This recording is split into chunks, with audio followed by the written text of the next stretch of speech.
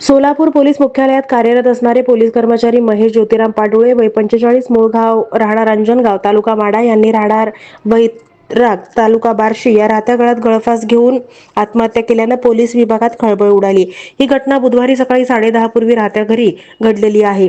वैद्यकीय अधिकाऱ्यांनी दिलेल्या खबरीवरून अकस्मात मयत म्हणून वैराग पोलिसात नोंद झाली। याबाबत अधिक माहिती अशी की वैराग पोलीस ठाणे येथे ते कर्मचारी म्हणून कार्यरत होते। त्यांची बदली पोलीस मुख्यालय येथे झाली होती। वैराग येथे त्यांचे कुटुंब वास्तव्यास होतं। सोलापूर पोलीस मुख्यालयामध्ये कार्यरत असणाऱ्या महेश पाडुळे यांनी राहत्या घरी आत्महत्या केली। मल्टी स्पेशालिटी हॉस्पिटल वैराग येथे त्यांना उपचारासाठी दाखल करण्यात आलं, पण उपचारापूर्वीच त्यांचा मृत्यू झाल्याचं सांगण्यात आलं।